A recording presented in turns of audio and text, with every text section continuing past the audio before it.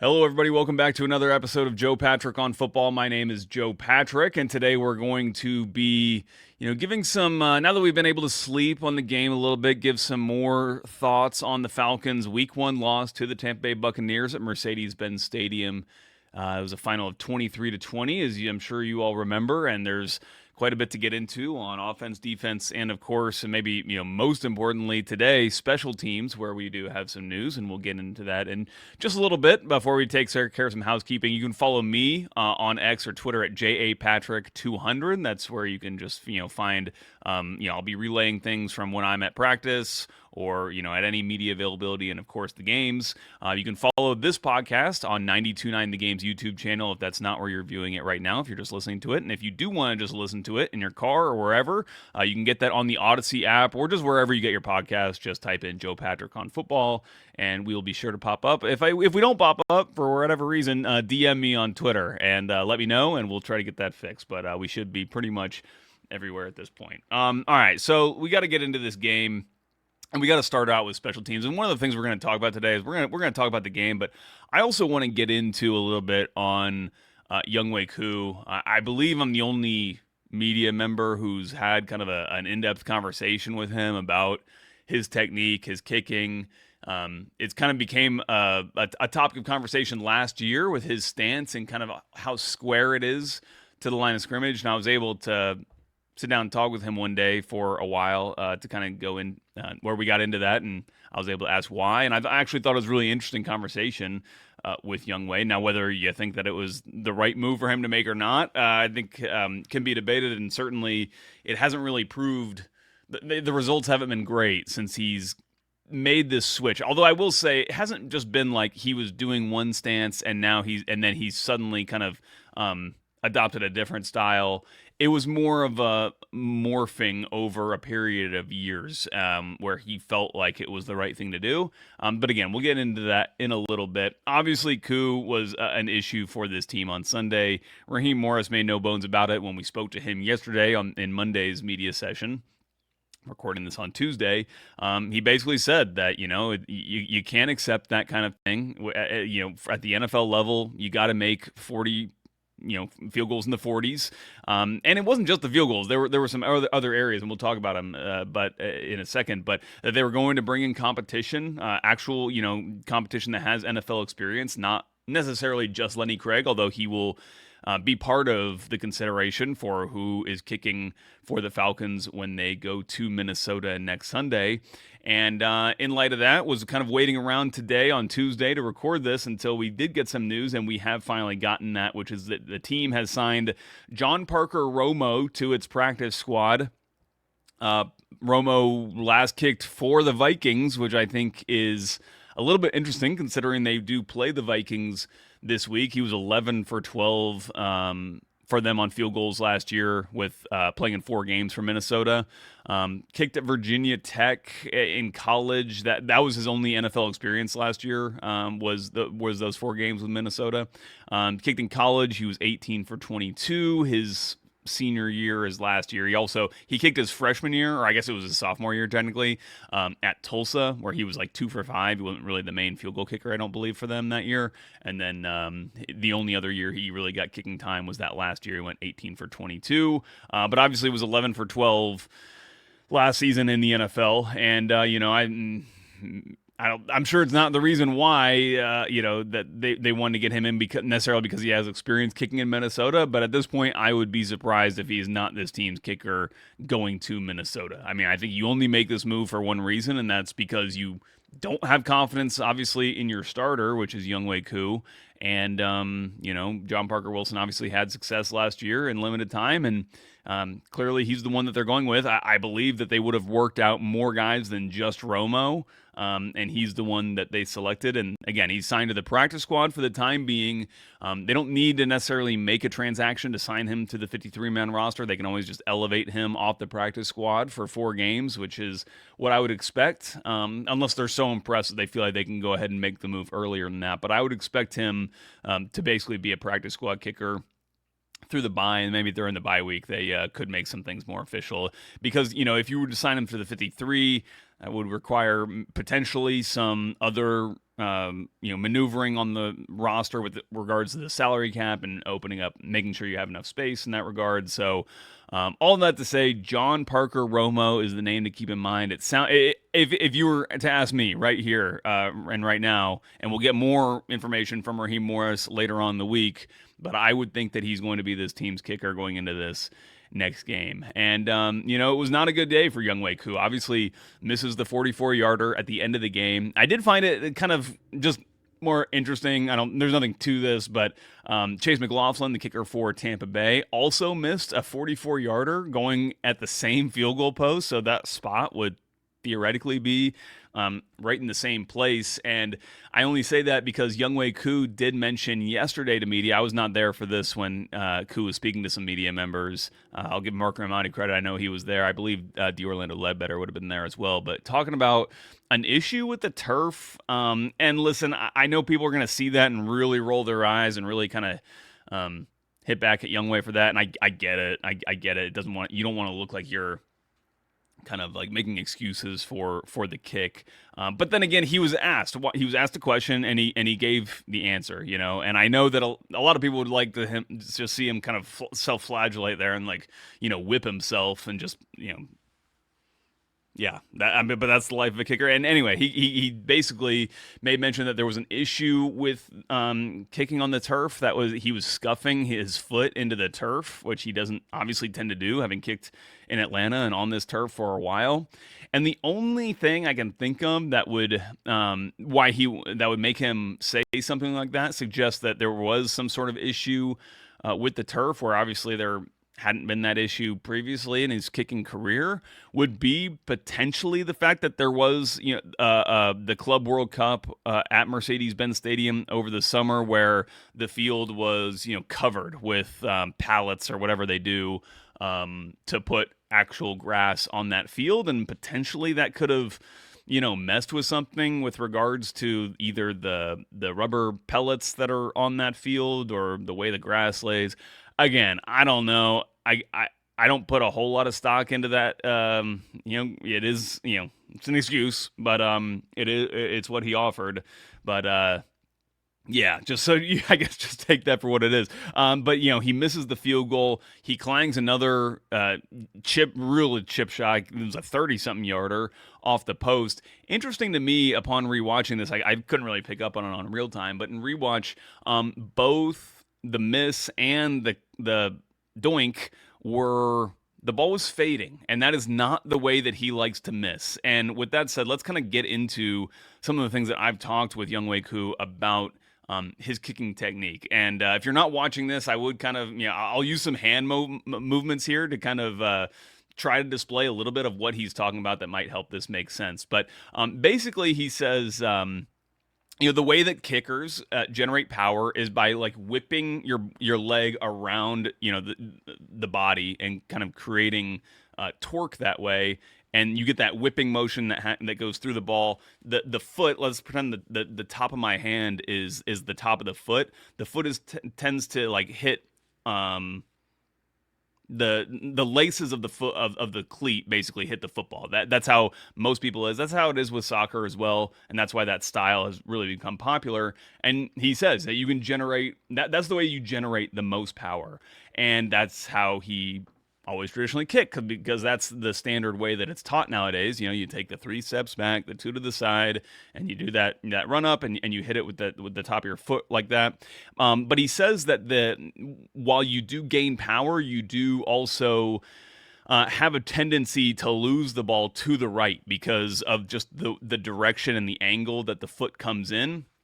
It's more likely to create spin that will have the ball kind of flare off to the right, kind of like a slice in golf. And I was actually interested. I play golf, and he does too. He's one of the big golfers on the team. And the way that he did describe the kicking, the mechanics of the kick and the foot hitting the ball is very similar to the way that you would hear someone talking about a golf swing, and the way that a club face approaches the ball and how that interaction affects which way the ball is going to go. And so and that's the way he kicked for a long time. And then over time, what had happened was he basically created more of a straight line in toward the ball. Again, that's why you see his shoulders very kind of straight on to the field goal posts, and he has maybe, I don't know if you would call that like very shallow or very vertical or whatever, but he's pretty straight on. He's the most straight on kicker in the NFL. What that's going to do is tend to give him a little bit more of a natural draw or hook. It's one of the reasons why he prefers the right hash. If you notice, when the team kicks their extra points, they don't kick it from the middle of the field, because the team gets to choose where between the hashes you would like to set the ball up for those extra points. He prefers it on that right hash because he has that natural draw feel. He did make a field goal in this game. I believe it was a 41-yarder that was on that right hash and looked fine. But for whatever reason, he has decided to change his stance that way. And he said it's in an effort to be more accurate, actually. And he does sacrifice some distance, like we talked about, that traditional way that's taught. That's basically the way to get maximum power. It's one of the reasons, I think, why we're seeing these guys just continue to get more powerful and the range on their kicks get longer across the board, both in the professional ranks and in college. But clearly, it just has not really clicked for Younghoe. Obviously, these last couple of years, how much that injury he suffered last year played into the inaccuracy, or is, no one really knows. And I think that also part of this is once you start to miss some kicks, regardless of what your technique is, I think it's easy for things to start to go sideways just because of the psychological component. And that's such a huge factor in making or missing a kick. And I think it's one of the reasons, if not the main reason, why the Falcons feel so urgent to make a move to actually change the kickers, because of that psychological barrier is so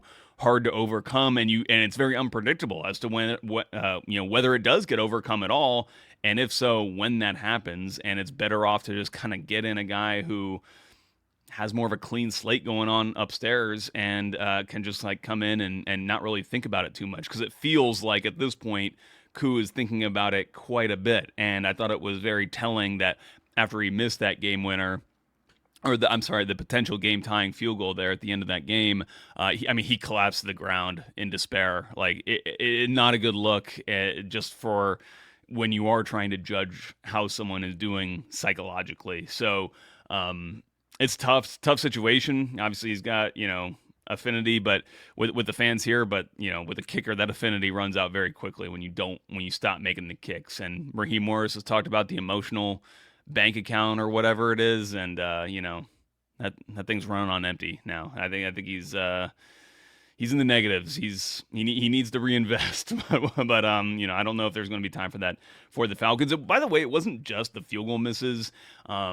Across the board, the special teams were really rough in this game for the Falcons, and I think one of the big reasons why they lost this game, outside of just the obvious issue with the field goal, Koo right off the bat misses the landing zone on the kickoff that results in the Buccaneers getting the ball at the 40-yard line for their first drive of the game. Doesn't hurt the Falcons. They get a 3-and-out on that possession, but still not what you like to see.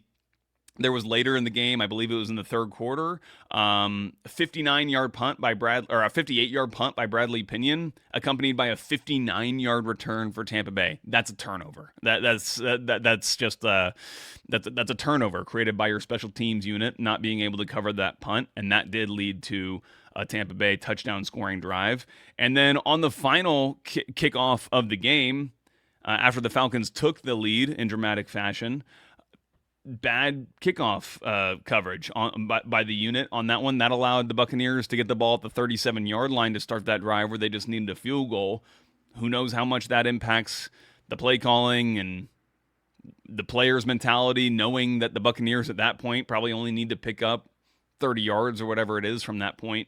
There was obviously some mistakes that happened later on in that drive, but ultimately, the special teams were just not good enough to win on the day. And I think ultimately it's the reason why they do lose, because when I go back and rewatch that game, there are other positives to take out of it. As much as it stings and as hard as it was to see just in the immediate aftermath of that game, we can talk about Michael Penix. We will talk about Michael Penix and what he is as a quarterback and what he showed. But even outside of him, I thought that there were some other positives, and starts on defense.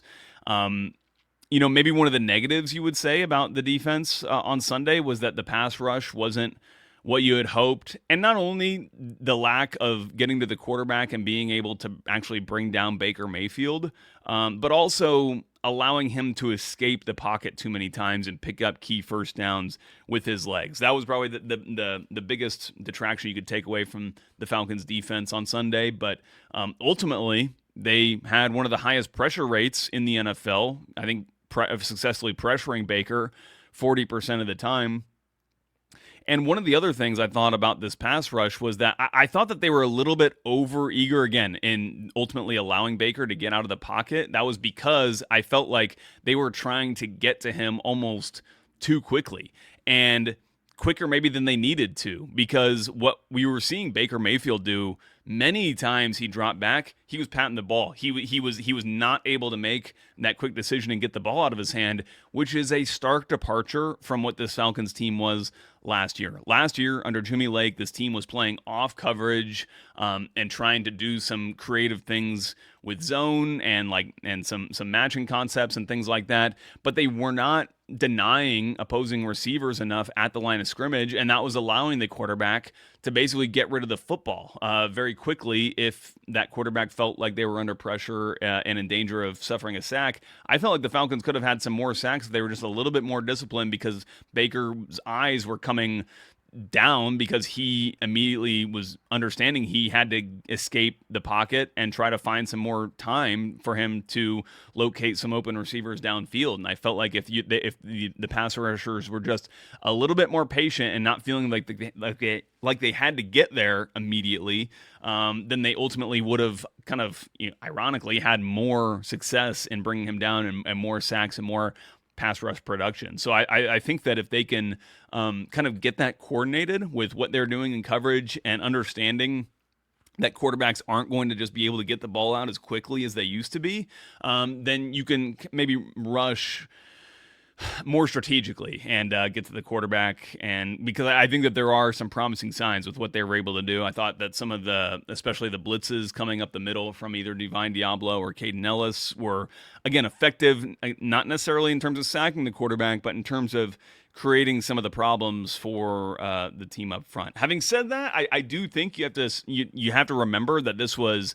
a Tampa Bay offensive line that had three guys playing in different positions because of missing Tristan Wirfs. Instead of just doing a one for like swap with the backup, they decided to move Graham Barton, the center, over to left tackle, and then they moved their two other guys around to basically fill in for the gap that you had at center at that point. You moved a guard to center, and then a guy up from the practice squad or one of the reserve guys up to play guard. So there was some shifting around, and you would have hoped that the Falcons would have been able to create more havoc. But ultimately, I think that there is still some good things to take away from there. And it's kind of similar in the secondary with like the good and the bad. The good being, I think that you saw, well, first of all, like what we were just talking about, the team not being so passive in terms of just their alignments and the way that Jeff Ulbrich had them playing just from a philosophical point of view, not allowing easy stuff, just straight up. And then I think the other thing that you like if you're a Falcons fan is you saw the ball hawking nature of the secondary and them getting their hands on footballs. And we talked to Raheem Morris on Monday, and he said that he counted 5 missed interceptions for this Falcons team, which is obviously a lot. That's maybe the bad sign as well, is that you didn't come up with those and you give up big plays instead. But it's kind of what we talked about this defense being. We talked about them being a defense that you hope to create turnovers, you hope to create more of these game-changing type of plays, which ultimately in this game they didn't do, and it's one of the reasons why they lost. But ultimately, you want to see a defense out there that's trying to do that kind of thing, and they're going to get burned when they don't come up with it. And they did a couple times, well, both times to Emeka Egbuka.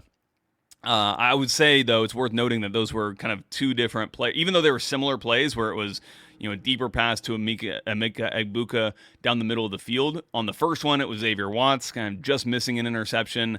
I thought it went over his hands. Raheem Morris said it went through his hands, but I guess tomato there. I think either way, you would say that there was definitely a potential interception there for Watts to have had. Whether he undercut it too much or whether he just dropped the ball is, I guess in the eyes of the beholder. And then the other one, there was a really interesting breakdown I saw on Twitter of this, which was Tampa Bay running this Mills concept, which if you're not familiar, a Mills concept is basically like a deep in paired with a post to the outside, a big post to the outside. And it puts that center fielder safety in conflict as to like whether he's going to come down and play that dig or stay disciplined and play the post. And what they were doing was they would have Mike Evans on the dig and Emeka Egbuka on that big post.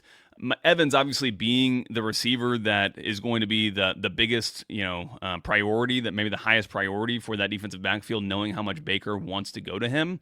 And the Buccaneers were seeing quite often that Falcons safety was kind of biting on that deep in, that dig, and ultimately they got burned on it. So Mike Hughes is in coverage on that last big one that happened with about a minute left in the game.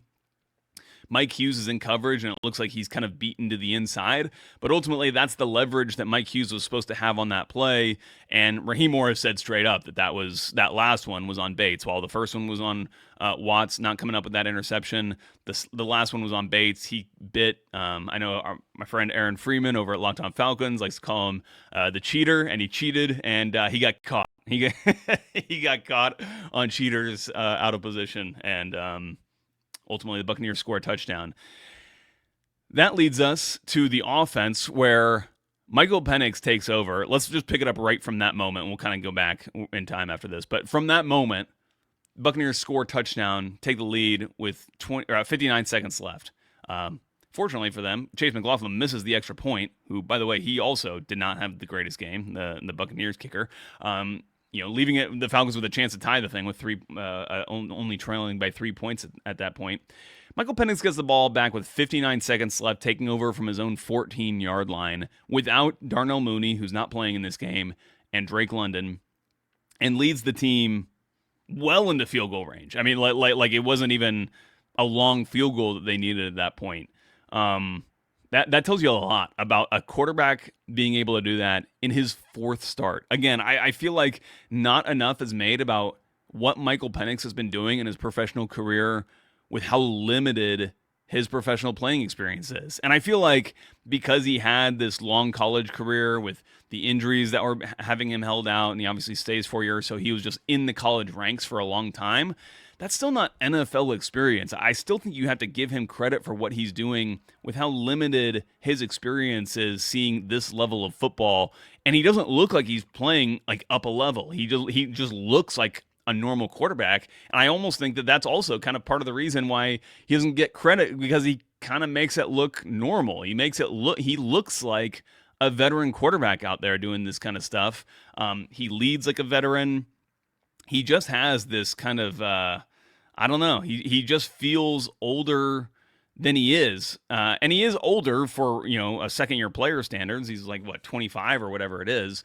That's still very young, and to be doing this kind of thing in his fourth NFL start, I think is worth pointing out. I actually kind of asked Raheem to just give his thoughts on that yesterday, and they kind of made a little YouTube clip out of it, just him saying like, this guy's a dog. And I thought it was interesting to hear Raheem talk about just his experience seeing Penix on the sideline in those moments, both in like the 18-play drive, but then that last drive with 59 seconds when he doesn't have his top two receivers. He was demanding. Like there's not an excuse made for him for himself that he's not going to be able to go out there and do that because he's missing these pieces. Is like, no, he looks these guys in the eyes and he's like, you guys got to get open for me. He expects his teammates to do their jobs and what they need to do to be successful as a team. But obviously he goes over and delivers on his end of the bargain, and it's pretty amazing. And also pretty amazing was him getting in to score that touchdown that took the lead briefly for the Falcons toward the end of that 18-play, 91-yard drive. Again, just that's not the kind of thing you expect from a quarterback making his fourth start in the NFL. It's really, really impressive, and obviously made some throws that helped lead them down there, but the body control and his ability to run and pick up the first down when they needed it in that red zone situation, diving for it, as well as obviously getting into the end zone, like miraculously. I thought there was no way that he had gotten in just from our view on the press box. When you see the TV broadcast view of it, you could see it a little bit better, and then when they showed the instant replay, it's pretty clear that he got in, and just incredible that he's got that kind of. It's athleticism, but it's also like it's like a reaction that he had because it looked like like what he was trying to do was just jump off of both feet and reach that ball over the goal line with both hands, and he realizes kind of mid leap that there's a Buccaneers defender that has grabbed his ankle solid and he's not going to be able to actually fly through the air like he intended.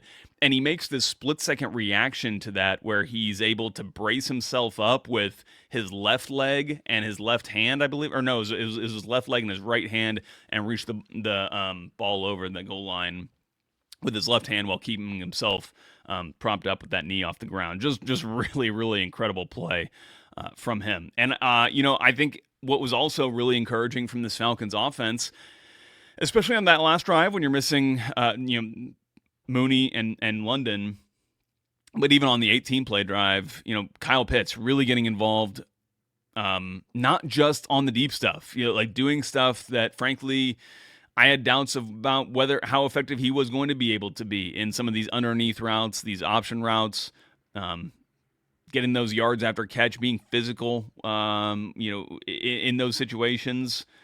It's never that I thought he couldn't be physical in those situations. In fact, if you go back and look at like even the game against the Commanders, there's some moments like that where he catches the ball, stiff arms a guy, and then runs for 20 yards downfield. But it's just creating that separation and getting himself into space where he can catch the ball and turn and then kind of be in that athletic position to go out and make plays. I thought that was really good, and it was he increasingly became more involved as the game went on, and if he can be more of a focal point, that just gives these defenses something else to think about on top of some of these other receiving threats that the Falcons have. And so that's really what's ultimately going to make the Falcons, if they are truly a threat in the NFC, if they are really competing, maybe, not necessarily like at the top, as a team that's like as good as the Eagles and the Packers or any of these teams, but can at least compete, can at least, make those games interesting, then Kyle Pitts has to be a huge part of this offense, or a big part of this offense, and he showed himself to be that he's got that capability in that game yesterday. So if he can stay healthy, that's also going to be an important part for him. But good signs from Kyle Pitts, and that was a huge question mark coming into this season. So there's definitely still some areas that the team will need to clean up offensively. We talked about it in that post-game show, but the run game, especially in short yardage situations, which was pretty abysmal. It's incredibly frustrating to me personally to see the team in pistol and shotgun when they have inches to go and you're snapping the ball back like that. You could even see, the snaps are tough. It's tough on a center when you're snapping and you've got that level of aggression that's happening on those fourth downs to keep those snaps accurate. And when you are having to focus on keeping those snaps accurate, it's not going to allow you to really push off the line of scrimmage and get that surge, especially right up the interior like you need to. And so I think that they've got to go back to the drawing board and figure out some different concepts on what they want to do. I get that Zach Robinson likes the pistol. I don't mind the pistol, generally speaking, just like as a matter of, when you're running your offense. But I think you have to sprinkle in some under center stuff, both for the play action game, because I do think that the play action, I think it just works better from under center. But I also think that you've got to be able to mix it in so that when you do get under center, it's not clearly obvious what you're doing, even if it is on a fourth and short situation like that. So I think it's going to have to be something they integrate more. And I understand why they didn't have that with Kirk Cousins last year, given the limitations that he had physically going into that season. But I just don't understand any reason why they shouldn't be doing that with Michael Penix, and we'll ask Zach about it more when when we're able to talk to him later this week. There was one other thing that surprised me offensively from this Falcons team, I guess in a negative way, in a negative sense, although you could kind of spin it into a positive, which was that at least the last stat I saw, and Raheem said he was unaware of this stat, so maybe it's me that's wrong, but I saw that the Falcons' Penix was 0 for 7 on attempts of targets more than 15 yards downfield, which is just not at all what we saw in training camp. And I mean, it's not even about training camp. Like, we saw him obviously have success in those situations in the 3 games that he played last year. We all know that that's the strength of his game, and the fact that he was not able to complete a single one of those truly downfield passes is again, maybe you say it's concerning. I don't know if it's necessarily that much of a concern. Raheem, when I asked him about it, did say that, it felt like Tampa was really kind of blanketing over the top, and maybe that's just a scouting report on Penix. His teams don't want to get burned by his arm in those deep areas of the field, so they're going to force him to do more of this underneath stuff. And I think that if you can complete these underneath passes, which Raheem Morris said was no surprise to him that Penix was able to do that effectively in the game, you can still have a very effective offense and beat teams that way. We saw the Falcons do it on the 3rd play of the game, where the explosive play, a 50-yard play on a ball that travels like 3 yards beyond the line of scrimmage to Bijan Robinson. In fact, that was kind of like a perfect demonstration of what I kind of thought could be the case for Bijan this year, which is a lot of space in those underneath areas if teams are kind of backing off in the secondary from Penix, worried about him beating him in that way. So I think that there are some green shoots even in the fact that it's a negative stat. I think that you do see some positives there, both with Penix's ability to execute some of those passes, not all of them, but enough of them for sure, like is evidenced by the fact that they went on an 18-yard 91 or a 18 play 91-yard scoring drive toward the end of the game.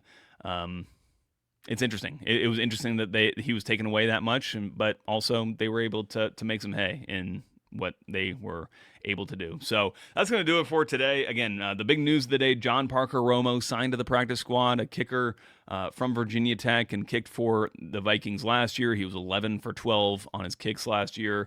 And the Falcons go to Minnesota this week, where they play a Vikings team that just came off a big win, come from behind win on Monday Night Football. I was not impressed with either team, frankly. Vikings are a good team, but that quarterback, J.J. McCarthy, maybe it's just the Ohio State fan talking in me, but not sold at all. And I think the Falcons can potentially, take advantage of that situation in a game that now feels a lot more like they need to win it after you lose that one at home to a Tampa Bay Buccaneers team that felt like they were there for the taking with the injuries they had. But we're moving on from Tampa Bay. That's the last we'll talk about that game in depth, although I'm sure it will be referenced with what happens on special teams going forward. Thank you guys so much for joining us. We'll be back soon this week to talk about what's going on at Flower Branch and Falcons training camp as they prepare for that big Sunday Night Football game. We'll talk to you soon.